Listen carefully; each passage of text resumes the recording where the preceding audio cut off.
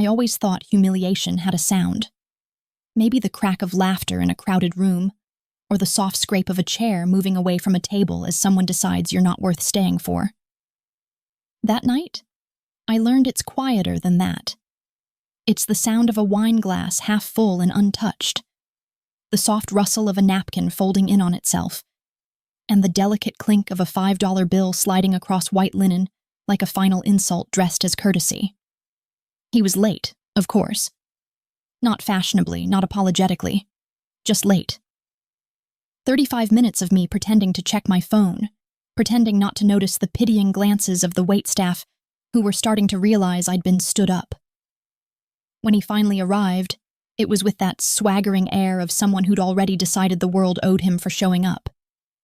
His name was Dylan, my friend's perfect match for me, and he looked like every bad decision I'd ever promised myself I wouldn't make again. Expensive watch, cologne that tried too hard, smile that didn't reach his eyes. He didn't even apologize.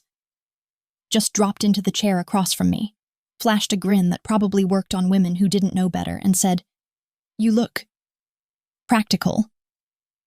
Practical. As if I were a piece of furniture he might consider purchasing if it matched his aesthetic. I laughed. Not because it was funny, but because if I didn't, I might have thrown my water in his face. I should have known right then to get up, but there's a kind of stubborn dignity that keeps you sitting when pride tells you to stand, and I wasn't ready to give the restaurant audience the satisfaction of watching me walk out alone. So I smiled back, the kind of brittle smile that hurts the cheeks, and told him I was glad he made it. He didn't ask what I did for work, or where I grew up, or even what my favorite drink was. He just talked. About himself, of course. About his crypto portfolio, his gym routine, the new Tesla he didn't technically own, but made payments on like a badge of superiority. I nodded at all the right places, murmured polite interest, and wondered if maybe my friend had secretly hated me this whole time. Somewhere around his story about manifesting wealth, I felt my soul detach and drift toward the ceiling, hovering there in detached observation of the pathetic tableau below. Me, trying not to roll my eyes. Him, scrolling through his phone mid-conversation. The waiter, looking at me with quiet pity. I started to count the ceiling lights to keep from losing my patience entirely. And then, the moment that would etch itself into memory, he leaned back, checked his watch with theatrical boredom, and sighed. "Listen," he said, as if he were breaking some tragic news. "You seem nice, but I think we both know this isn't it." Before I could even process what it was, he stood up, grabbed his coat, and tossed a $5 bill onto the table. "That should cover your drink," he said, smiling that smug, careless smile. "No hard feelings, yeah?" And then he walked away. $5. 5 crumpled dollars on a starched white tablecloth between half-eaten breadsticks and the ruins of my self-respect. The waiter froze mid-step, his eyes darting between the bill and my face, as if unsure whether to comfort me or clear the evidence of my public rejection. I wanted to laugh, to cry, to shout something clever and cutting after him. But all I did was sit there, numb, until the sound of his footsteps disappeared into the murmur of the restaurant. I could feel the room watching me. Pity from some tables, amusement from others. I reached for the $5, smoothed it out between trembling fingers, and placed it back where it had fallen, because somehow even touching it made the whole thing feel too real. My cheeks burned, my throat tight, and I could almost hear my mother's voice whispering, "You shouldn't have gone on a blind date, sweetheart. People show you who they are when they think you'll forgive them for it." That's when I felt it. The weight of a stare. It wasn't curious or pitying. It was heavier, more deliberate, like being studied under glass. My eyes flicked up, sweeping the room, and there he was. A man sitting alone at the corner table near the window. Tall, broad-shouldered, dressed in a suit so perfectly tailored it looked like it had been sewn directly onto his body. He was watching me. Not pretending to, not glancing casually, but watching, with the kind of focus that made air feel thicker, like gravity had shifted just slightly around us. His hair was dark, slicked back but not overly polished, and there was a faint scar running along his jawline that caught the light when he moved. He didn't smile, didn't look away, just held my gaze, calm, unreadable, assessing. I told myself to look down, to grab my bag, to get out before the embarrassment consumed me whole. But something in his stare pinned me there, like he was silently daring me to move first. And then, for just a second, he tilted his head, the faintest curve of something that wasn't quite a smile, more like recognition or approval. It made my stomach twist. I finally broke the stare, muttered something to the waiter about adding it to my card, and left the $5 where it was. As I stood, I could feel his eyes following me. Not in a predatory way exactly, but with an intensity that made me self-conscious in a way I'd never been before. When I stepped outside, the cold night air hit like a slap, clearing the fog of humiliation just enough for anger to set in. I pulled my coat tighter, exhaled, and laughed bitterly. $5, that was the price of my evening, maybe the price of my pride. The restaurant door opened behind me, and for a fleeting second I thought maybe Dylan had come back to apologize, to make it right, to say something that would make this night a little less humiliating. But it wasn't him.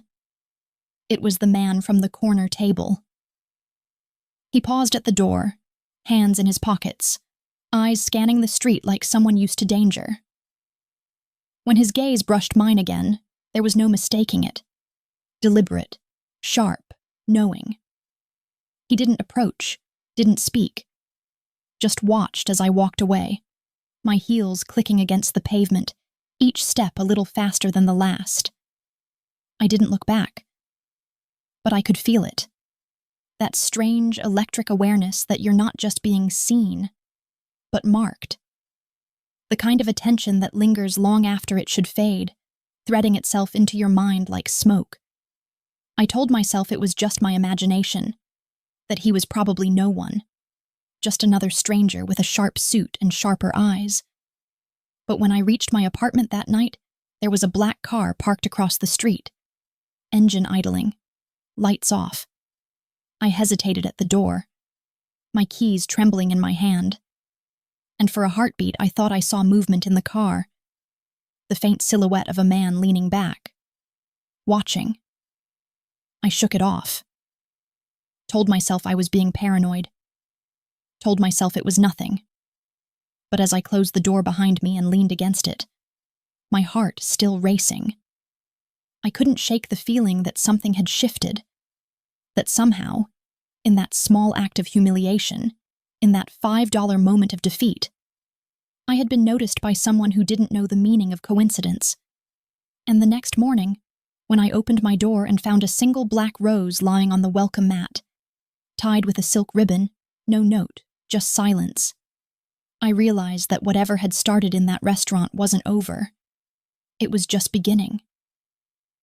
When I opened my door that morning and saw the black rose lying there like a secret no one had dared to whisper aloud, my first thought wasn't fear. It was disbelief.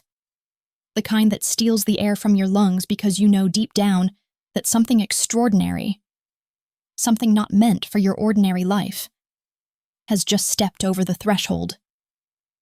I stared at it for a long time, the petals so dark they almost shimmered blue under the pale morning light, the ribbon a deep shade of red that looked too deliberate, too intimate, too much like a signature written in silk. There was no card, no name, no explanation, just that single rose resting like a confession I hadn't been meant to find. I stood there, barefoot on the cool floor, robe hanging loosely from one shoulder, the chill creeping into my skin as I tried to make sense of the absurdity of it. No one I knew would send something like that. Not after a humiliating blind date. Not after the disaster I was still trying to laugh off to my reflection in the mirror. And yet there it was. quiet and menacing and beautiful, as if someone had watched me walk home, seen my embarrassment burn under the streetlights, and decided that my story wasn't finished. I didn't touch it at first. I just looked at it the way you might look at a sleeping animal you're not sure is safe to wake. When I finally bent down and picked it up, I noticed something strange. There was the faintest trace of cologne on the ribbon. Masculine, smoky, expensive. The kind of scent that clings to memory even when you try to scrub it away. It hit me then. The image of the man from the restaurant. The one sitting in the shadows, his gaze cutting through me like he'd been watching a scene he didn't plan to interrupt, but couldn't look away from either. I could still see the way he'd tilted his head, the small movement that had felt so intentional, as if he'd been memorizing me. The thought that he might somehow be connected to this rose sent a tremor down my spine, half fear, half thrill. I placed the rose in a glass of water, though I wasn't sure why. Habit, maybe, or denial. Maybe I wanted proof that it was real, that it would still be there tomorrow morning and not dissolve like a dream. I went about my day pretending nothing had changed, though the world seemed to hum differently, like I'd stepped through a door I hadn't realized was open. At work, the chatter of my co-workers felt distant, their laughter tinny and shallow, and I found myself glancing at the windows as if the dark glass might be watching me back. By lunchtime, I'd almost convinced myself I was overreacting, that maybe the rose was some weird prank or a mix-up, that maybe the florist had delivered it to the wrong apartment. But when I checked my phone during my break, there was a message from an unknown number. No words, no emojis, no context. Just a single photograph. It was of me, from the night before, walking away from the restaurant, head bowed, arms crossed, with the streetlights painting my shadow long and lonely across the pavement. No caption. No sender name. Just that image. For a long minute, I couldn't breathe. My fingers trembled so hard I almost dropped my phone. The photo wasn't one I'd taken, obviously. Someone else had been there. Someone who had followed me, close enough to capture the exact moment I'd turned the corner. I wanted to tell myself it was Dylan, some cruel continuation of the joke. But the precision of it, the timing, the composition, felt too deliberate. Dylan wasn't that clever. Whoever this was, they had been watching with intent. That night, I double-locked my door, drew the curtains, and left a light on in the living room. I tried to sleep, but every sound made my heart race. The groan of the building, the hiss of passing cars, even the wind against the window pane sounded like footsteps. Sometime around 3 a.m., I heard an engine start outside, low and deep, and I couldn't resist. I slipped to the window and peeked through the narrow gap between the curtains. The same black car from the night before was idling across the street, headlights off, just a shadow with the faint glint of chrome beneath the streetlight. I couldn't see inside, but I didn't need to. I knew he was there, watching. The next morning, there was no rose, no message, nothing but silence. And in that silence, an ache I couldn't explain. It should have been relief. But it wasn't. It was disappointment. Raw and shameful. I didn't want to admit that part of me missed the attention, missed feeling seen, even if it was dangerous. Because somewhere between humiliation and curiosity, something inside me had awakened. Something I didn't know I'd been starving for. 3 days passed, no messages, no roses, no cars. I started to believe maybe it was really over, that I'd invented the intensity of it, exaggerated the whole thing into some twisted fantasy to make my heartbreak seem more cinematic than pathetic. But on the 4th day, as I was leaving work, I saw him again. He was standing across the street from my office, leaning casually against a lamppost, dark coat buttoned up, gloves on, a presence that seemed to command the space around him like gravity itself bent slightly in his favor. The moment our eyes met, my heart stuttered. It wasn't the wide-eyed recognition of a stranger. It was the silent acknowledgement between two people who had already shared something, even if that something was just a gaze across a crowded room. He didn't move toward me, didn't call out, just watched. Expression unreadable, eyes like storm clouds holding too much meaning. And then, without a word, he turned and got into a car that appeared out of nowhere, black and sleek, the same one I'd seen outside my apartment. And as it pulled away, I noticed a small envelope slip from the passenger window, fluttering onto the sidewalk like a fallen leaf. My legs moved before my mind caught up. I crossed the street, picked it up. Inside, there was a folded note written in elegant, deliberate handwriting. No one walks away from you like that. Not again. That was all it said. No signature, no explanation. I read it over and over, tracing the letters like I might find fingerprints in the ink, my pulse thrumming louder with each repetition. It was absurd, impossible, invasive. And yet, God help me. I felt something stir in my chest that wasn't fear. It was something darker, something that felt like recognition, as if my soul had been waiting for someone to say those exact words without ever knowing why. That night, I didn't lock my door right away. I sat by the window, staring out into the darkness, waiting for headlights that didn't come. Every sound outside, the faint hum of a car, the echo of distant footsteps, sent my pulse racing. I kept the note on my coffee table, next to the wilted black rose, the two objects glowing under the lamplight like omens. When I finally drifted into a restless sleep, I dreamed of the man from the restaurant, the way his gaze had burned through the space between us, the way the scar along his jaw had caught the light like a promise. In the dream, he wasn't sitting in the shadows anymore. He was walking toward me, eyes cold and beautiful, holding out that same black rose as if offering a choice I didn't yet understand. And when I woke, there was a sound, a soft knock on my door, so faint I almost thought I'd imagined it. 3 knocks. Slow, deliberate. I froze, every nerve in my body alive and electric. The clock on my nightstand read 2:17 a.m. The city outside was quiet, asleep, unknowing. I held my breath, waiting, praying the sound wouldn't come again. And then it did. 3 knocks. The same rhythm, the same certainty. I didn't move, I didn't answer. But when I finally gathered the courage to look through the peephole, my blood ran cold. There was no one there. Only another black rose, this one fresh, dew still clinging to the petals, resting against my door. And tucked beneath it, a white card with 4 simple words, handwritten in the same elegant ink. We need to talk. When I woke the next morning, the rose was gone. For a moment, in that thin veil between dreaming and waking, I thought I'd imagined it all. The knock, the soft scrape of something sliding against my door, the strange ache that had followed me into sleep. But when I checked, the faint outline of water where the dew had melted was still there. A fragile ring on the tile like proof that the night had indeed happened, even if the evidence had been quietly erased. Whoever he was, he'd been close enough to touch my door, close enough to hear me breathing on the other side, and yet careful enough to leave no trace except for the echo he'd carved into my thoughts. I told myself I should call someone, the police maybe, or my building manager, or my friend Mia, who'd set up that wretched date in the first place.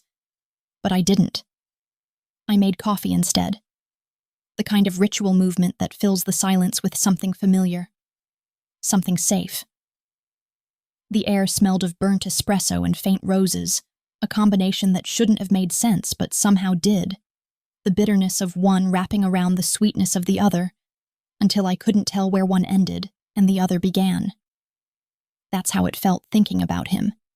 This faceless man who'd stepped out of the dark corners of a restaurant and into my life with a black rose and a gaze that still lingered behind my eyelids.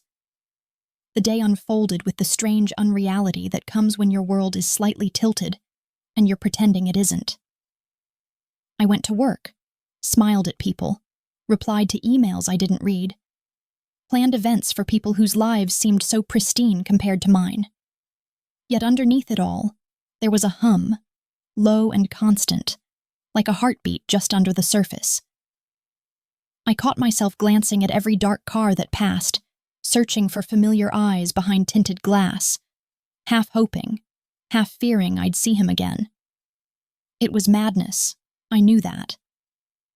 But the kind of madness that whispers instead of screams, the kind that makes you ache rather than panic.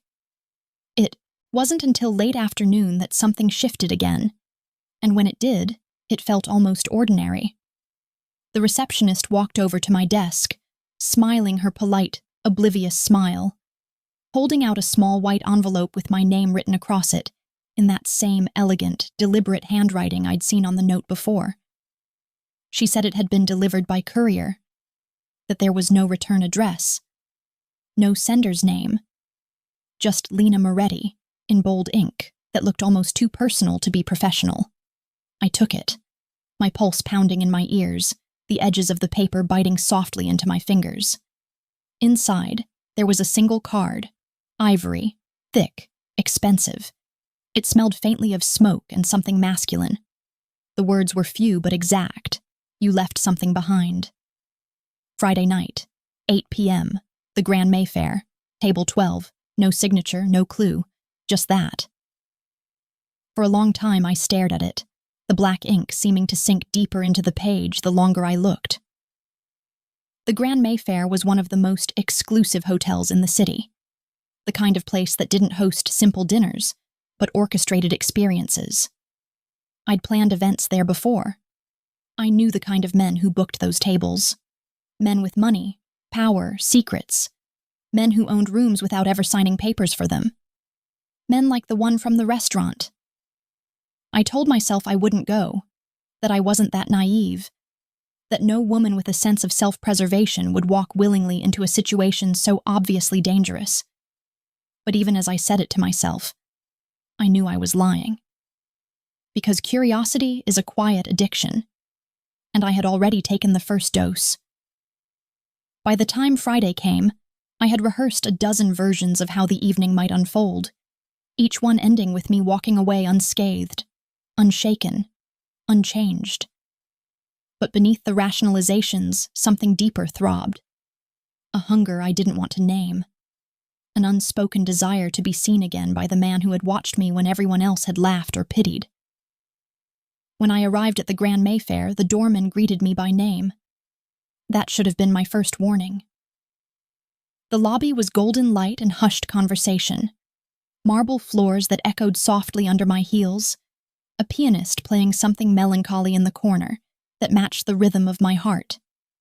I told the hostess I was meeting someone at table 12, and she didn't even ask for a name, just smiled that too-knowing smile and led me through the maze of crystal chandeliers and velvet curtains to a secluded alcove near the window, where the city glowed like a reflection of the stars. He was already there. He rose when I approached, tall and composed, the world narrowing to the few feet of space between us. Seeing him in full light for the first time was like being struck. Not because he was conventionally beautiful, though he was in that severe, unsettling way that belongs to men who've lived too long in shadow, but because he looked like someone who didn't belong to this century. There was something timeless in the way he carried himself, deliberate, unhurried, every movement weighted with quiet power. His suit was black, tailored with precision, his shirt collar open just enough to reveal a hint of the chain that rested against his throat. That scar along his jaw looked sharper now, a silver crescent against the warm tone of his skin. His eyes, gray with flecks of something stormy, met mine and didn't let go. "Lena," he said, his voice low, smooth with an accent that brushed softly against the edges of his words like smoke curling around a flame. "You came." I didn't answer right away. My pulse was wild, but my voice came steady. "You didn't give me much of a choice." He smiled, barely. "There's always a choice, but curiosity can be persuasive." He gestured for me to sit. I did, though every instinct screamed that I was walking a knife's edge. The air between us was charged, not loud but alive, filled with all the words neither of us had said yet. He studied me with quiet intensity, his gaze dipping once to the small tremor of my hand before returning to my face. "I wanted to see you again," he said simply, like it was the most natural statement in the world.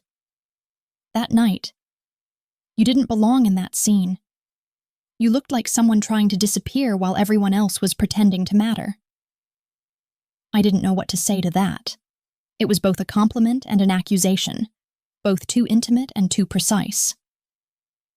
"You were watching," I said finally. It came out more breath than voice. He leaned back slightly, the faintest glint of amusement in his eyes. "I was," he said. "I noticed things worth noticing. You were unexpected." He didn't tell me his name right away, not until halfway through the meal, which, for the record, I barely touched. When he finally did, it rolled off his tongue like a secret not meant for everyone to hear. "Damien," he said. "Damien Vasilyev." The name landed heavy, like thunder on still air. I'd heard it before, whispered in the background of conversations I wasn't meant to overhear, attached to stories that didn't make it to the newspapers because the people who could tell them didn't live long enough. The kind of name that made people lower their voices and cross themselves without realizing it. The Ghost King. The man who ruled half the city from the shadows. And there he was, sitting across from me, watching me like I was something fragile and fascinating all at once. I should have run. I didn't. Instead, I asked, "Why me?" He smiled, slow and dangerous, the kind of smile that promised answers, but only if you were willing to pay for them. "Because," he said, "you looked at me like you weren't afraid. Even when you should have been." The conversation that followed blurred at the edges. Questions that were really confessions. Truths that sounded like lies. He spoke of art and loyalty, of how some debts are written in blood and others in silence. I listened, mesmerized, until he finally said something that made my breath catch. "I protect what interests me, Lena, even if it doesn't yet know it needs protection." It wasn't a threat. It was a promise, one I didn't know how to refuse. When dinner ended, he stood and offered his hand. I hesitated only a heartbeat before taking it, the warmth of his skin against mine sending a pulse through me that felt dangerously like surrender. He leaned close, his breath brushing my ear. "This isn't our last dinner," he murmured, "but it could be your last chance to walk away." And when I finally stepped out into the night, heart racing, I realized two things at once. First, that I had no intention of walking away, and second, that his black car was already waiting by the curb, engine running, driver unseen, like the next move in a game I didn't know I was playing. And as I climbed in, curiosity outweighing fear, I caught his reflection in the glass. That same faint smile, half shadow, half devotion. And I knew, with a clarity that felt almost like prophecy, that I'd just accepted an invitation into a world I wouldn't be able to leave. The night after that dinner at the Grand Mayfair has stayed with me in fragments, like pieces of a dream that refuses to fade even when reality demands its place again. And though I told myself I would not think of him, not allow that low, velvet voice or that piercing, steady gaze to haunt the corners of my thoughts, I found that everything in me had shifted, subtly, irreversibly, like a compass needle drawn toward a magnetic field it cannot resist. I remember the car ride home, the city streaming past like veins of light through darkness, and how he sat across from me in the back seat, not speaking, not touching, but present in a way that made every nerve in my body aware of him, as though silence itself had been tuned to his frequency. The air between us was charged, dense with something unspoken, and even though his gaze wasn't on me directly, I could feel it. The weight of it resting on the space where my pulse fluttered just beneath my collarbone, a silent claim, a question, a warning all at once. When we stopped in front of my building, he leaned forward slightly, his hand resting on his knee, and said very quietly, "You don't have to thank me." And I stupidly asked, "For what?" He looked at me then, really looked, with those cold, knowing eyes that seemed to carry centuries of quiet violence, and said, "For seeing you when no one else did." That should have been my moment to leave, to walk out, to close my door on this strange, dark man who spoke in riddles and promises. But instead, I lingered, caught in that gaze, suspended in a silence that felt heavier than any noise. He smiled then, faintly, as if he could read every unspoken thought running wild in me. And before I could respond, he reached into his jacket and pulled out a small black card, setting it gently on the seat between us. "When you're ready," he said, his voice a low murmur that seemed to hum against the air. "Call this number. I want to show you something. My world as it is. No illusions, no masks. 1 week, no lies." I didn't take it right away. My fingers hovered over it, the way you might hover over something dangerous that burns even before you touch it. He didn't push, didn't coax, just waited, as though patience were another weapon he'd mastered. "Why me?" I asked softly, almost to myself. But he answered anyway. "Because you're not pretending," he said. "Everyone else does." Then he nodded once to the driver, and the car pulled away, leaving me standing on the curb with that small black card burning a hole in my hand, my reflection glimmering faintly in the tinted window as he vanished into the night. The next few days unfolded in a blur of disquiet. The card sat on my kitchen counter like a dare I couldn't throw away. It was unmarked, no logo, just a number embossed in silver so faint it caught the light only when you tilted it the right way. I found myself circling it, literally sometimes, as though distance could protect me from the pull of it. I worked, I laughed when I needed to, I went out for drinks with Mia, and pretended I wasn't listening for a certain voice behind me. I told myself that I'd imagined the intensity of him, that men like Damien belonged in whispered stories, not in the fragile fabric of my very normal life. But every night I would lie in bed and replay that dinner. The way he spoke with such deliberate calm, like every word had been chosen in advance. The way his fingers had brushed the rim of his glass, slow, unhurried, and yet every motion had felt like a threat and a promise intertwined. I remembered his scent, cedar, smoke, something faintly metallic, and how it lingered even when I closed my eyes. By the third night, I couldn't take it anymore. I picked up the card, turned it over, and dialed the number before I could talk myself out of it. It rang once, twice, and then his voice came through, deep and controlled, and so familiar it made my breath catch. "I was wondering when curiosity would win," he said. I should have hung up. I didn't. "You said 1 week," I murmured. "What does that mean?"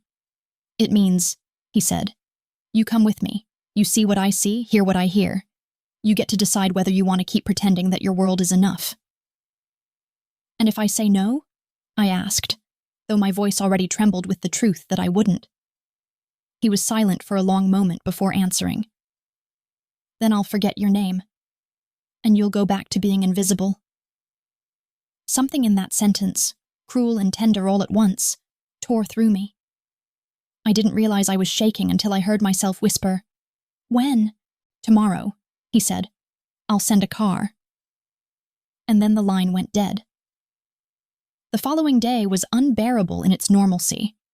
Sunlight spilling through the windows, the clatter of coffee cups, the drone of city life that suddenly felt too bright, too false. I dressed carefully that morning, though I told myself I wasn't doing it for him. Black jeans, a silk blouse, hair down. I looked like someone trying to seem unaffected, but my pulse betrayed me with every breath.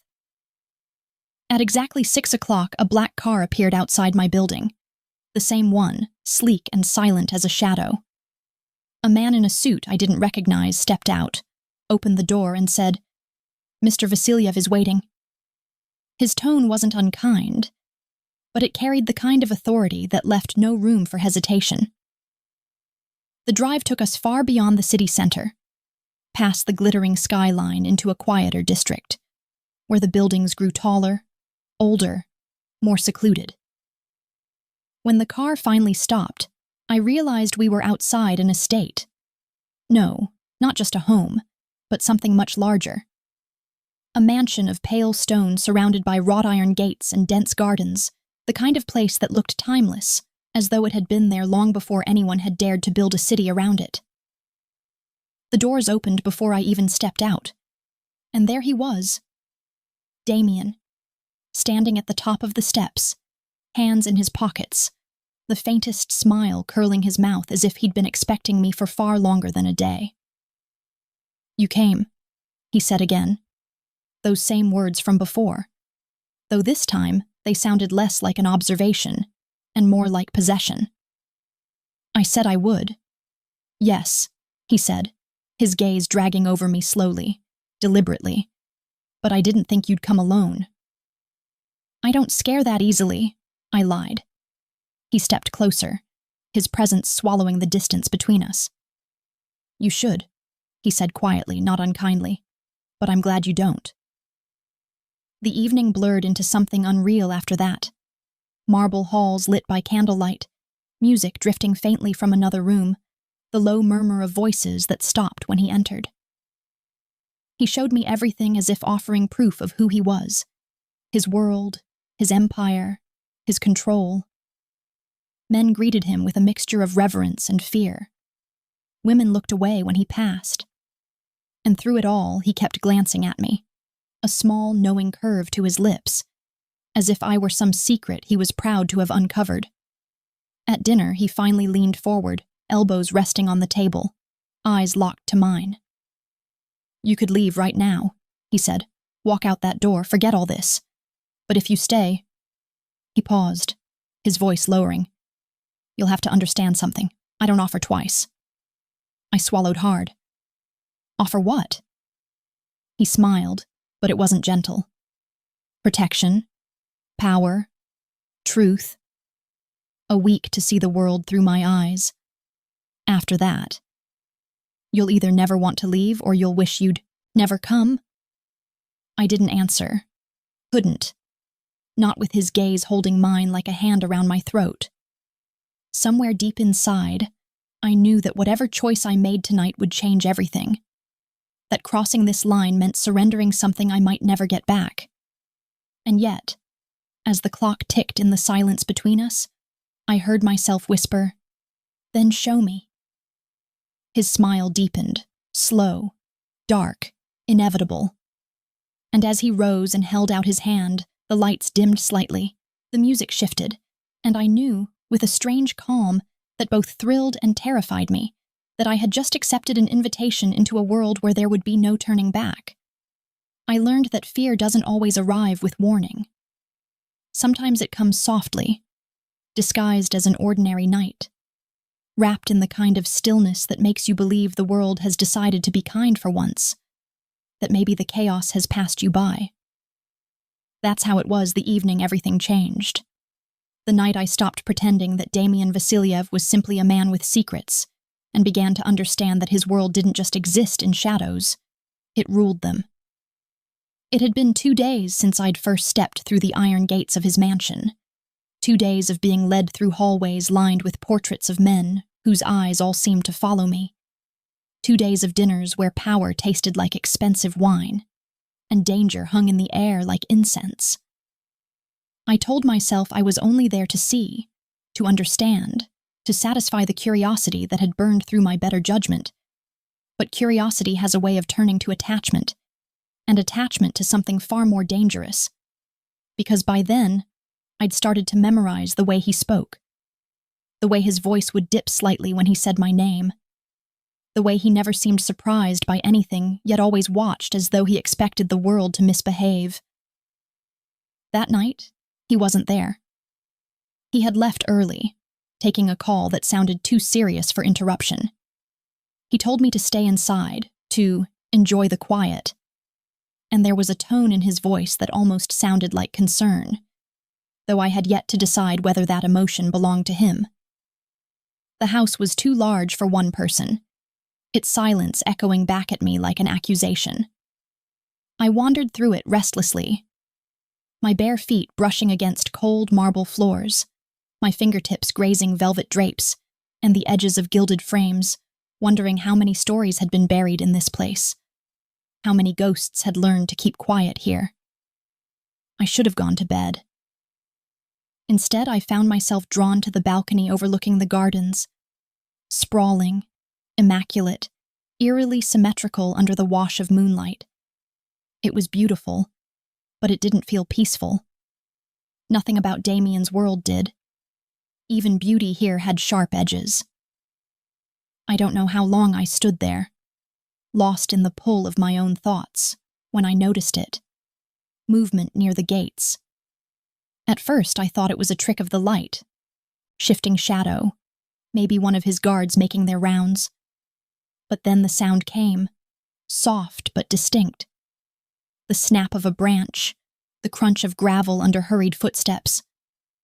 My pulse quickened. I told myself it was nothing, that the estate was guarded, that no one could just walk in uninvited. But before I could convince myself, I saw him. A man dressed in black, face half hidden by a hood, slipping between the hedges with a kind of desperate stealth that made my blood run cold. I turned to retreat, to find one of Damien's men, but the door behind me creaked, and before I could even scream, another hand, rough, gloved, closed over my mouth. My body went rigid, my breath trapped in my chest.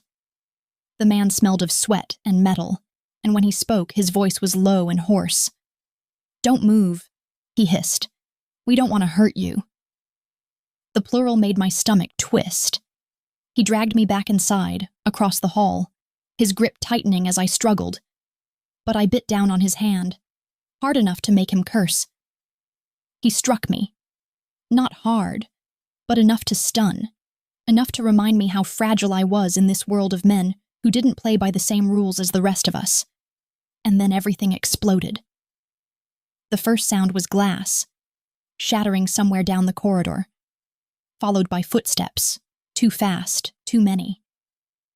The man holding me stiffened, a curse dying on his tongue, and then, out of nowhere, a gunshot ripped through the air, deafening in its closeness. He went limp before I even understood what had happened, collapsing at my feet with a dull, sickening sound. I froze. For one heartbeat, two, maybe three. There was only silence again.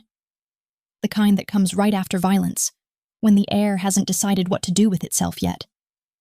Then I saw him. Damien stood at the far end of the corridor, the gun still in his hand, his expression as calm as if he'd merely swatted away an inconvenience. The warm light caught the edge of his jaw, that familiar scar gleaming faintly. And for a moment I couldn't move, couldn't even think. He looked like something carved out of control and fire, beautiful, terrifying, completely unshaken. He took a slow step forward, then another, his voice breaking the silence in that same measured way of his. "Are you hurt?" I wanted to say no or yes or anything at all, but my throat wouldn't obey. My legs felt weak, my heart a drumbeat I couldn't silence. He reached me, holstered the gun with mechanical ease, and his hand came up. Not rough, not forceful, just the lightest touch against my cheek. "It's over," he murmured, his thumb brushing away a tear I hadn't realized had fallen. "He won't touch you again." I looked down at the body, the dark stain spreading beneath it, and something in me broke. Not in fear exactly, but in understanding. Because I realized then that this was who he was, that this was what came with him. Violence didn't orbit Damien Vasilyev. It answered to him. "What was that?" I finally whispered. He exhaled slowly, eyes flickering toward the lifeless man. "A message," he said. one I'll return with interest." The words were casual, but the promise in them was not. He led me away from the body, back toward the main hall, and though my hands were still trembling, I let him guide me. When we reached the staircase, I stopped, pulling my hand free, trying to catch my breath. "You killed him," I said, as though he might have forgotten. His gaze shifted back to me, steady, unrepentant. "He would have killed you. That doesn't make it—" I couldn't even finish the sentence. "Right?" he supplied softly. "No, it doesn't. But I don't deal in right or wrong, Lena. I deal in what's mine, and what I protect." Something in the way he said it made my skin heat, made my breath catch, because it wasn't a metaphor. It was a declaration, a claim. I hated that it didn't scare me as much as it should have. He turned away briefly, barking an order to one of his men who appeared as if from nowhere, and in that moment I saw the shift, the mask slipping just enough to reveal what lay beneath. He wasn't calm. He was furious. Controlled, yes, but furious. When he looked back at me, the fury was gone, buried again under that cold, unreadable exterior. "I told you not to wander alone," he said, his tone low, quiet, but sharp enough to draw blood. "I wasn't—" He cut me off with a look. "You don't understand yet," he said, taking a step closer, the air between us crackling. "The moment you stepped into my world, you stopped being invisible. You became a target. They see you as a way to get to me." "Then why bring me here at all?" I snapped, anger flaring through the fear. He smiled then, slow, sad, almost tender. "Because I wanted to," he said simply. "And because I never let anyone take what's mine." He reached out again, his hand sliding to the back of my neck, fingers warm against my skin. It wasn't a threat, but it wasn't comfort either. It was something in between, something darker. "You'll stay here tonight," he said softly, his breath brushing my ear. "No more wandering, no more pretending this is a game." I wanted to argue, but the words died before they reached my lips. When he finally stepped back, his eyes lingered on me one heartbeat too long, and in that gaze I saw everything I should have feared. Possession, violence, devotion, and yet, beneath it all, something almost gentle, something that made me ache in ways I didn't understand. That night, as I lay in the room he'd given me, staring at the faint reflection of moonlight against the window, I thought about the body on the floor, the sound of the gunshot, the calm in Damien's voice as he said my name, and I knew, with a kind of terrible clarity, that I wasn't just inside his world anymore. I was inside him, caught between the darkness he commanded and the fragile light he offered me like a secret. I should have been terrified. Instead, I found myself whispering his name into the quiet, as if saying it aloud would make me understand why the danger didn't feel like destruction. It felt like destiny. And somewhere beyond the silence, in the deep hours of the night, I could swear I heard him answer, soft, distant, promising, "You're safe now, Malenkaya Ptichka. For tonight." I woke to the kind of silence that doesn't belong to morning, the kind that feels thick, deliberate, and almost watchful, as if the air itself has decided to hold its breath, waiting to see what you'll do next. For a long moment I didn't move. The room was dim, the curtains drawn against the early light, the sheets too soft and too expensive to feel real, and the faint scent of something masculine lingered there, cedar and smoke again, threaded with the quiet trace of his presence. For a few seconds I let myself believe that maybe the events of the night before had been nothing but a dream, that there hadn't been blood on the marble floors or a body cooling in the shadows, that I hadn't seen Damien Vasilyev kill a man without hesitation, his face as composed as if he'd merely turned off a light. But dreams don't leave marks on your reality, and when I shifted beneath the covers, I saw it. The faint bruise along my wrist where the intruder had grabbed me, already darkening like a reminder that my life had changed in ways I couldn't undo. I rose slowly, wrapping the robe one of his staff perhaps, had left folded at the foot of the bed, and walked to the window. Beyond the heavy curtains, the world was washed in silver dawn, the gardens below glistening with dew, the air still carrying that strange stillness that always follows violence, as if nature itself knows how to wait respectfully after death. For a moment, I wondered what he was doing. If he'd slept. If men like him ever slept. Or if their minds stayed awake long after their bodies had closed their eyes. When I finally stepped out of the room, I half expected the house to be empty, but it wasn't. It was alive, not with noise, but with movement. Quiet, efficient, purposeful. Men in dark suits moving through the halls like whispers, eyes alert but never lingering on me too long. I could feel the weight of their awareness, though. The subtle shift in posture, the flicker of curiosity.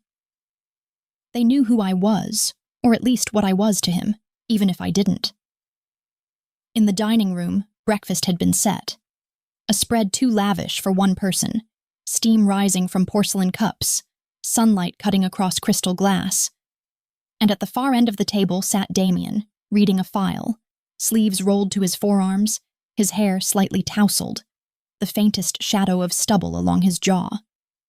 It was unfair how composed he looked, how utterly untouched by the chaos of the night, before, as though control itself was his most natural state of being. When he looked up and saw me, something in his expression softened, though only slightly, the way an iceberg might shift without melting. "You should eat," he said, his voice low, smooth, a command disguised as kindness.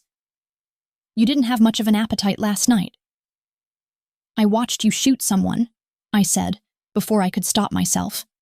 He didn't flinch, didn't deny it. "And you're still here," he replied, eyes holding mine. There was no arrogance in the way he said it, only quiet certainty, as if he knew that whatever line I thought I'd drawn between fear and fascination had already been erased. I sat down at the table opposite him, my hands trembling slightly as I reached for a glass of water. "What happens now?" I asked, my voice softer than I intended. He closed the file in front of him, leaned back in his chair, and studied me for a long moment. "Now," he said, "you stop pretending this is temporary. You have 7 days, a week to see what you asked for. My world as it is, not the stories, not the rumors, but the truth." I wanted to ask what that meant, but he continued before I could. "You'll stay here. You'll come with me when I say, and you'll listen when I tell you to. You'll see things that will make you want to run.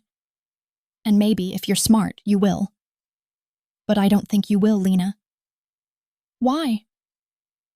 He smiled, not cruelly, not kindly, just with the kind of calm that comes from knowing how people break. "Because you want to understand me. And once someone wants that, they never really leave." I should have protested, should have reminded him that I wasn't one of his people, that I didn't belong in this place of velvet shadows and whispered commands. But instead I felt my pulse quicken, betraying me. There was something intoxicating about the way he spoke, the way he folded danger into intimacy, as if he were inviting me into a secret he had never shared before. He gestured toward the food, and I forced myself to eat, though every bite tasted of nerves and anticipation. He spoke little while I did, occasionally glancing at his phone or murmuring instructions to one of his men, who appeared soundlessly beside him. When I finished, he stood, offering me his hand. "Come," he said. "It's time to begin." The day unfolded like a fever dream. I followed him through the maze of his empire, each step revealing another layer of the man behind the mask. We visited a warehouse by the docks, where men greeted him with bowed heads and murmured, "Boss," like a prayer. I watched as he spoke in Russian to a group of men, whose eyes darted toward me with curiosity they quickly hid. His tone was calm but final, the kind of voice that could stop a heart without raising in volume. I didn't understand all the words, but I understood power when I saw it. Not the loud kind that demands attention, but the quiet kind that doesn't need to. Everywhere we went, people deferred to him. Guards, businessmen, even strangers on the street who didn't know his name but recognized the gravity in his presence. It was terrifying and magnetic all at once, and I realized something I hadn't before. Damien wasn't just feared, he was revered. And that kind of reverence doesn't come from cruelty alone. It comes from control, from the promise that his word, once given, is unbreakable, even if it's soaked in blood. By evening, we were back at the mansion, the sky bruised with sunset. He poured 2 glasses of wine and handed me one, the color deep as garnet under the light. "You've seen what I am," he said, his gaze unreadable. "Now tell me what you think." I took a slow sip, the taste rich, heavy, dangerously sweet. "I think," I began, choosing my words carefully, "that you live in a world built on fear, and that you've convinced yourself that it's loyalty." His eyes flickered, just for a moment, and I thought I'd gone too far. But then he smiled, that same slow, knowing curve that always felt like a test. "Maybe you're right," he said, "but fear keeps people alive. Loyalty doesn't." He leaned closer, his voice lowering. "You've been inside my world for one day, and already it's inside you. You'll tell yourself it's fascination, curiosity, pity, but it isn't. It's hunger, the same kind that drives me." His words settled over me like smoke, seeping into every breath. "And what if I don't want to become like you?" I whispered. He brushed a strand of hair from my face, his fingers grazing my jaw with unbearable gentleness. "You already are," he said. There was no defiance left in me after that, only silence and the pounding of my own heart. When he finally stood, setting his glass aside, he said quietly, "Tomorrow, I'll show you the other side, the part they don't write about. If you still want to stay after that, you'll stop being a guest." "What will I be then?" I asked. His gaze caught mine, steady, unyielding. "Mine," he said simply. That night I couldn't sleep. The house was too quiet, my thoughts too loud. I replayed every word, every look, every impossible promise he'd made without speaking. And somewhere deep inside, beneath the fear, beneath the reason, I knew I wouldn't leave. Because for the first time in my life, I wasn't invisible. And though I didn't know what it would cost me, I couldn't walk away from the man who saw me and decided I was worth the danger. Not anymore. There are moments in a person's life that don't feel like they belong to time. Moments that hover between what was and what will be, suspended in that fragile stillness where truth finally decides to show its face. The night Damien told me his story felt like that, like standing on the edge of something vast and irreversible, knowing that once I stepped forward, I'd never be able to look at him, or myself, the same way again. It had rained earlier that evening, a slow, steady rain that made the world outside blur into water and glass, the kind of weather that always makes you introspective, makes you think about how fragile everything really is.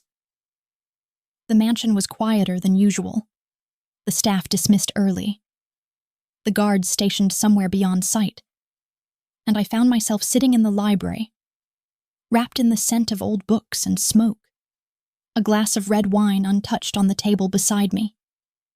I had come there to be alone, or at least that's what I told myself. But I think I knew he would find me. He always did. When he appeared at the doorway, he didn't announce himself, didn't make a sound, just stood there for a moment, watching me the way he always did, like he was trying to read something written on my skin. The firelight caught the edge of his face, casting one side in gold and the other in shadow. And for a heartbeat, I thought that was the perfect metaphor for him. Half light, half darkness, both too real to ignore. "You're hiding," he said finally, his voice low, almost gentle. "I'm thinking," I replied, though I suppose the two weren't that different. He came closer, each step measured, deliberate, until he stood near enough that I could feel the warmth radiating off him. "You've been quiet all day," he said. "I don't like it when you disappear into yourself." "I'm just trying to understand you," I said, and it was the truth. But every time I think I do, something happens that reminds me I don't know anything at all.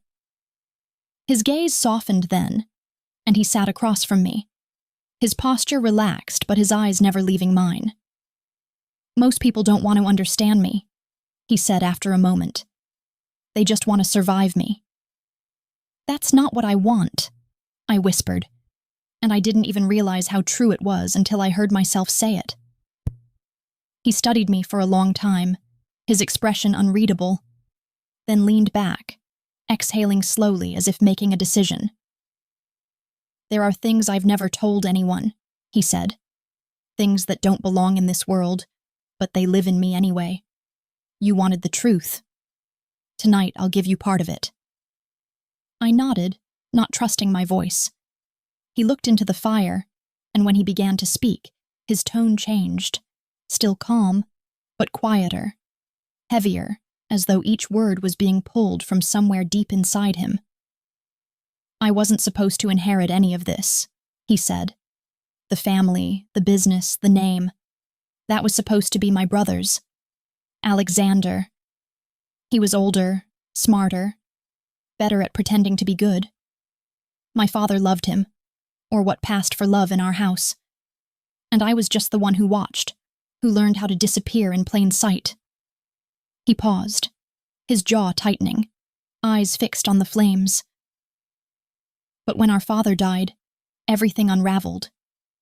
Alexander took control, but power, it changes people. He made alliances with men he shouldn't have trusted, cut deals that broke the family apart. I tried to stop him, tried to warn him, but he wouldn't listen. He said I was jealous, that I didn't understand what it meant to lead." His hand tightened around his glass, the knuckles white. "He betrayed us.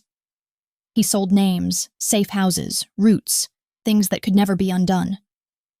Dozens died because of him. And when I confronted him, he didn't deny it. He said he did it for freedom, that he was tired of living in blood and rules. So I gave him what he wanted." I didn't realize I was holding my breath until I asked, softly, "What did you do?" His eyes met mine then, sharp and unflinching. "I killed him." The words landed like a knife, not sudden, but inevitable, like a truth I had always known was coming. He said it without hesitation, without apology, but not without pain. There was no pride in it, no triumph, just that hollow kind of honesty that only lives where love and hate have burned each other out. "He begged me not to," he continued, "not for his life, but for his son's. He had a boy, Mikhail, 8 years old. He asked me to protect him, so I did. I sent him away, to another country, gave him a new name, new life. He doesn't know who I am now. He can't. That's the only good thing I've done that still matters." For a while, neither of us spoke. The fire crackled softly, the rain whispered against the glass, and I could feel the weight of what he'd just told me settling between us like a living thing. "You want to know why I am the way I am?" he said finally, his voice quieter now, almost weary. "Because every time I close my eyes, I see his face. Not my brother's, the boy's. I see what he lost, what I destroyed, and I know that no amount of power, no empire, no blood can make it right." I swallowed hard, my throat tight. "Does anyone else know?" He shook his head. "No one dares to ask." The firelight flickered, and for a moment I thought I saw something in his eyes that I hadn't seen before. Not danger, not dominance, but a kind of fragility he tried to bury beneath layers of control. And it did something to me, something dangerous.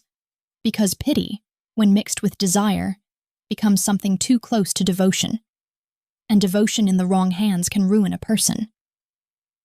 Without thinking, I reached across the space between us and touched his hand. He didn't move, didn't pull away, but I felt the faint tremor beneath his skin, the tension of someone unused to being touched without expectation. "Damien," I whispered, and the sound of his name in that quiet room felt like a confession. "You don't have to carry it alone." He looked at me then, really looked, and for the first time since I'd met him, I saw the man beneath the myth. The boy who had learned too young that love and power don't coexist. He leaned closer, his voice low, almost a warning. "Be careful what you offer, Lena. My world doesn't forgive kindness. It devours it." "I'm not afraid," I said, though my voice trembled. He smiled then, not with amusement, but with something that felt like surrender. "You should be," he murmured, "because when you stop being afraid of me, that's when I become truly dangerous." The fire hissed softly, and for a moment time seemed to blur again. He reached out, his fingers brushing a tear from my cheek, then lingered at my jaw, tracing a path that burned even after he pulled away. "You shouldn't be here," he said quietly, though he made no move to send me away. "Every moment you stay, it gets harder for me to let you go." "Then don't," I said before I could stop myself. Something flickered in his eyes then. Pain, desire, warning. And in that fragile silence, the space between us disappeared. His lips found mine, not gently, not cruelly, but with the inevitability of gravity pulling two worlds together. The kiss was both a promise and a threat, fire and ice, and when he pulled away, his voice was barely a whisper. "This is why I don't tell people my past," he said, "because once they see the truth, they either run or they fall." I looked at him, my pulse wild, my heart breaking in ways I didn't yet understand. "And which one am I?"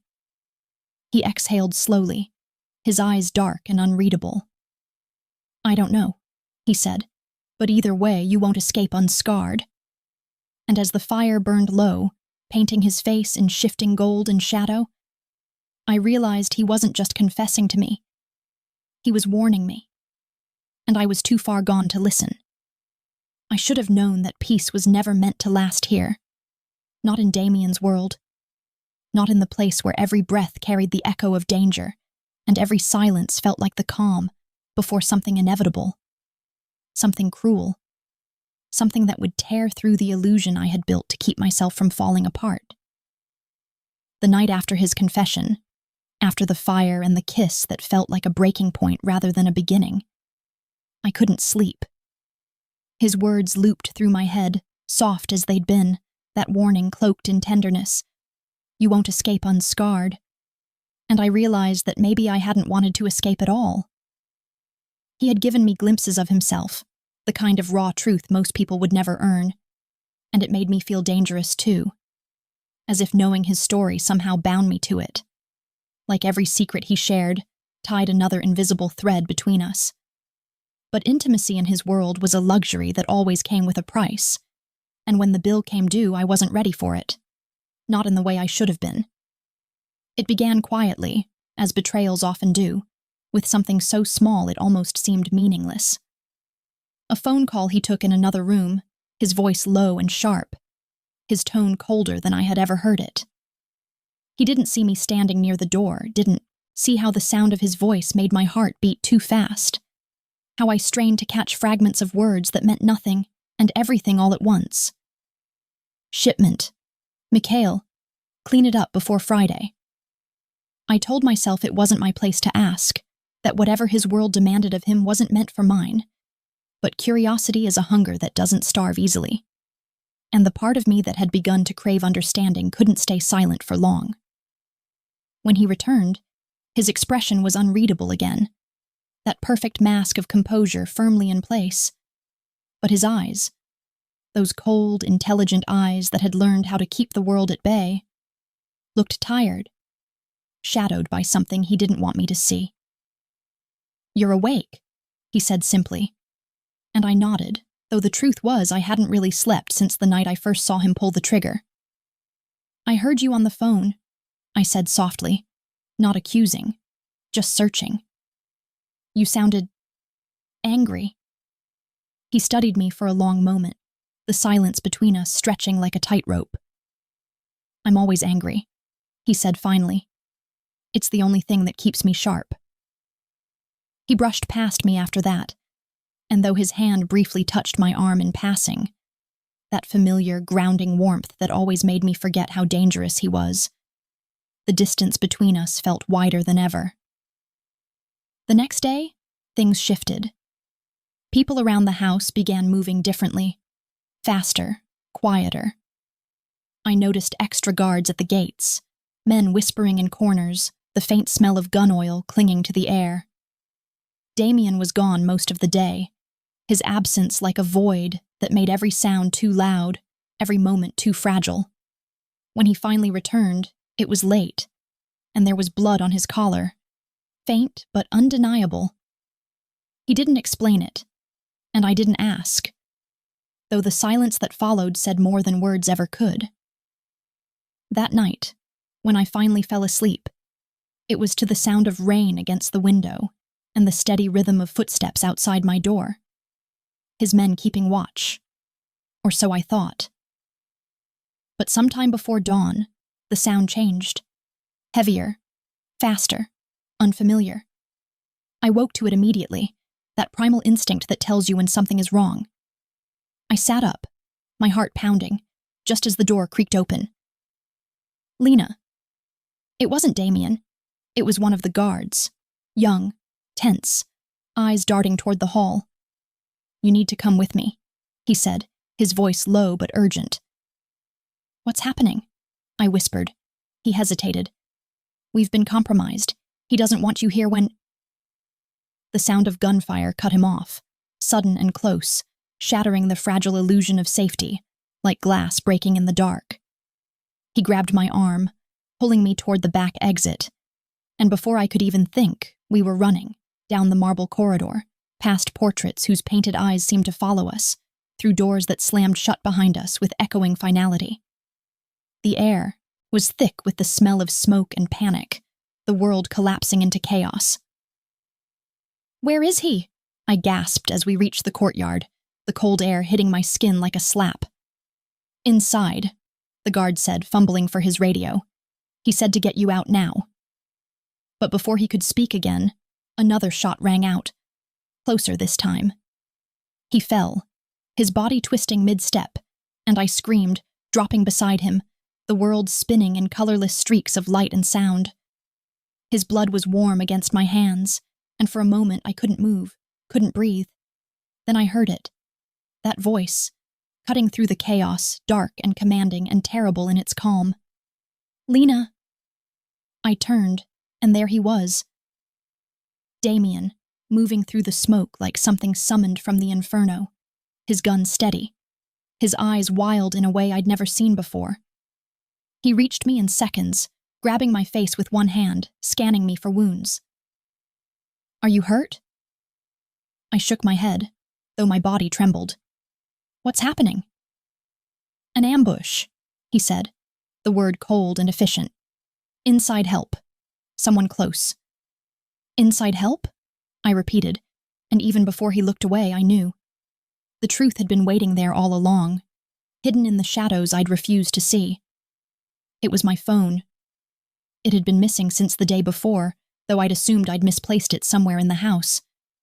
But now, as he pulled a small black device from his pocket, mine, and showed me the tiny tracker attached to the back, I felt the floor tilt beneath me. "They used you to get in," he said quietly, almost tenderly, but there was steel beneath it, a restrained fury that could burn through walls. "They were watching through you." My throat went dry. "I didn't know—" "I know you didn't," he said, cutting me off, his voice sharp, but his eyes, God, his eyes, were something else entirely. Not accusation, not pity, but something that looked too much like pain. "But that doesn't change what they've done." He turned then, barking orders to his men, his words in Russian, harsh and fast. Within minutes, the courtyard was crawling with his people, the air alive with noise and motion. He took my hand, pulling me toward the car waiting near the gate, the engine already running. "We're leaving," he said. "Now." The drive felt endless, headlights slicing through the wet dark, the world reduced to the sound of rain and tires and the low hum of his anger beside me. He didn't speak for a long time, and when he finally did, his voice was low, dangerous. "They came for me. But they used you to find me. Do you understand what that means?" I did, and the realization hollowed me out. "I put you in danger," I whispered, my voice breaking. He looked at me then, and the expression on his face was something I would never forget.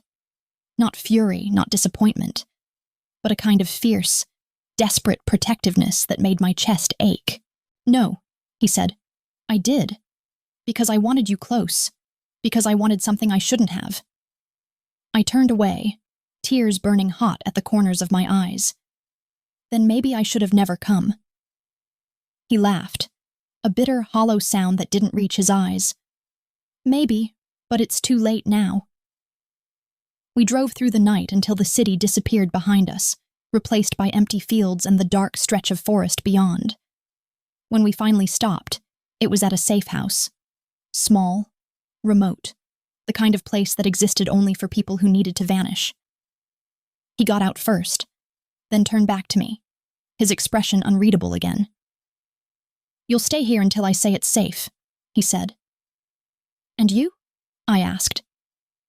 He hesitated, then leaned in close, his breath warm against my ear.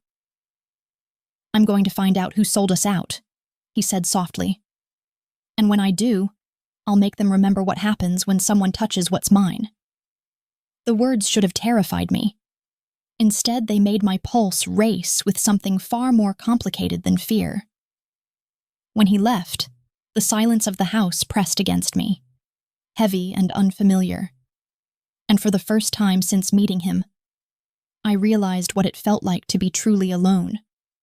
But even in that silence, I could still hear his voice, low, haunting, and possessive, whispering like a promise I couldn't unhear.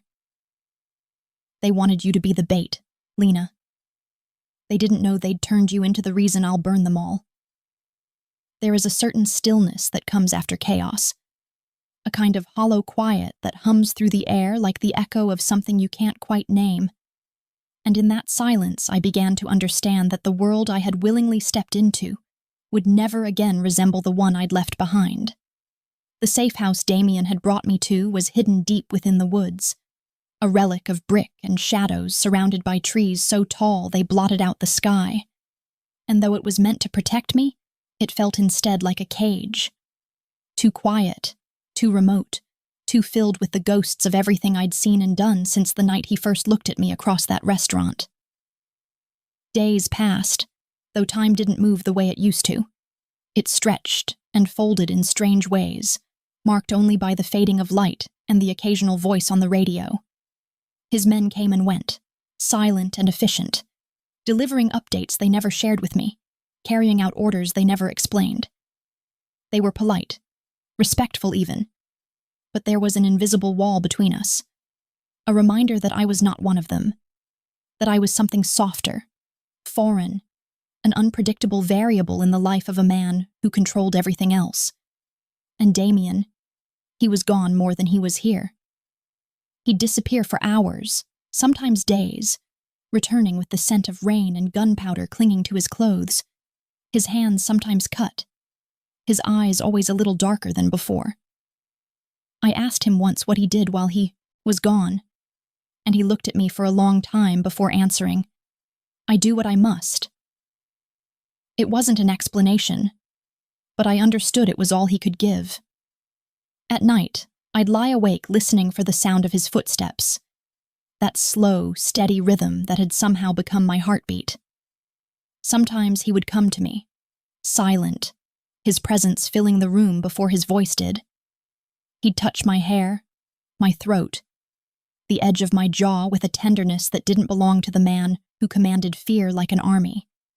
And when he kissed me, it wasn't gentle but desperate, as if trying to erase the spaces between us before the world pulled them open again.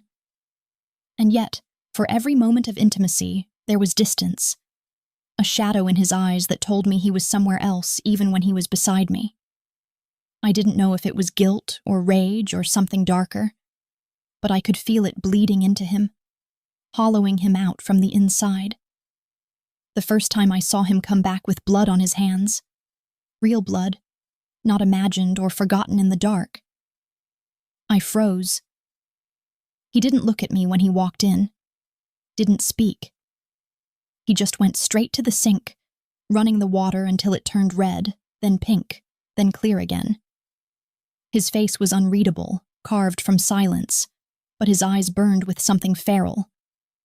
I moved toward him, though every instinct told me to stay back. "What happened?" I asked quietly, my voice shaking. He didn't answer. He just stared at the water circling the drain, his jaw tight. When he finally spoke, his voice was so low I almost didn't hear it. "They hurt one of my men," he said. "They wanted to send a message." I waited, heart pounding. "And you sent one back?" He turned to me then, his expression still, his gaze cold. "I always send one back." There was no remorse in his tone, no hesitation, but there was something else beneath it, something heavy and haunted. I wanted to ask if he'd killed them, if he'd looked them in the eyes while he did it, but I already knew the answer. I'd seen what he was capable of.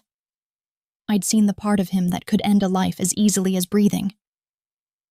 And yet, standing there in that dim kitchen, watching the faint tremor in his fingers as he dried his hands, I realized I didn't fear him. I feared what losing him would do to me. Because somehow, impossibly, I loved him. It wasn't the kind of love people wrote about in soft novels or whispered about under summer stars. It was something far darker. A love born of danger, of fascination, of the terrible recognition that we were both too broken to exist in the light. He was my ruin, and I was his reprieve, and I didn't know which of us would destroy the other first. That night, he told me not to wait up for him. He kissed my forehead, a rare, fragile gesture that broke something inside me, and left without saying where he was going. I watched from the window as the car disappeared into the trees, its taillights glowing like dying embers until the darkness swallowed them whole. The storm came not long after, thunder rolling low and steady, rain slashing against the glass in sheets. I tried to distract myself with the fire, with the faint hum of the generator, but the air felt charged, tense, like the world itself was holding its breath. Hours passed, and still he didn't return. I must have dozed off because the next thing I remember is the sharp crack of gunfire in the distance. Not one shot, but several, each one pulling me upright, heart slamming against my ribs. I stumbled to the window, peering through the rain. But the forest beyond was nothing but darkness and flashes of light where the trees split open with sound. The guards shouted somewhere outside, their voices blending into the storm. Then, silence. I grabbed the small pistol Damien had left in the drawer beside the bed. A precaution, he'd said, though I had never wanted to use it, and crept toward the door. The house was darker than it should have been, the generator dead, the air heavy with smoke and fear. I could hear footsteps outside, quick, uneven, too many of them. When the door burst open, I almost screamed, but it wasn't him. It was one of his men, soaked and pale, his face bloodied. "We have to go," he gasped. "They found us." "Where's Damien?" He hesitated. Too long. "Where is he?" I demanded, my voice breaking. He's still out there," he said. "He told us to get you out." The words barely made sense. I shook my head. "I'm not leaving without him." Before he could argue, another explosion ripped through the night, closer this time, shaking the walls. The lights flickered once and died completely. I could smell fire now. Wood, gasoline, destruction. I ran. Past the hall, down the narrow corridor that led to the back door, out into the rain that hit my skin like ice. The air was alive with smoke and gunfire, flashes of light cutting through the dark. I could see shapes moving in the trees. Men, shouts, chaos. And then, through the blur of rain and flame, I saw him. Damien stood in the clearing, his coat torn, his face streaked with blood and water, gun raised in one hand, fury burning in every line of his body. He moved like something unstoppable, like vengeance given form. And even in that madness, my heart recognized him instantly. "Damien!" I screamed, my voice lost to the storm. He turned, just as another man stepped out from behind the trees, gun aimed at his back. I didn't think. I ran. The shot rang out, sharp and final, and for a moment I didn't know who it hit, only that the world went suddenly very still. Damien staggered, his eyes wide, his body folding in slow motion, and I reached him just as he fell, catching him in my arms, the rain washing over both of us like baptism and burial all at once. His blood was warm against my hands, and his breath came shallow, ragged. "Lena," he whispered, his voice barely audible over the storm. "Don't—" But he didn't finish. His eyes fluttered, and for one terrible second I thought he was gone. I pressed my forehead to his, my tears mixing with the rain. "Don't you dare leave me," I whispered. "Not now, not like this." Somewhere in the distance more voices shouted, friend or enemy, I couldn't tell. But I didn't move. All I could see was him, pale and still, the man who had saved me and ruined me all at once. And then, faintly, impossibly, his hand tightened around mine. "Go," he breathed, barely a sound. "They'll come for you next." "I'm not leaving you," I said, my voice breaking completely. His lips curved in the faintest ghost of a smile. "Then you'll die with me." The rain poured harder, the fire spread, and somewhere deep inside, something shattered. And as the darkness closed around us, I knew the choice I made next. To stay, to run, to fight, would decide whether this story ended in tragedy or something far worse. The rain did not stop that night. Not even after the fire was out. Not even after the men had vanished into the trees like ghosts retreating from their own sins. And in that endless storm I learned what it meant to love someone who belonged to darkness. To hold a man whose life had been built on control and power, and see him, for once, completely undone. I remember the way Damien's blood felt on my hands, warm and slick and terrifyingly human. The way it mixed with the rain until I couldn't tell where one ended and the other began. As if the world itself was trying to wash away the violence that clung to us both. He was still breathing, barely, his chest rising and falling with a rhythm that felt too fragile to belong to him.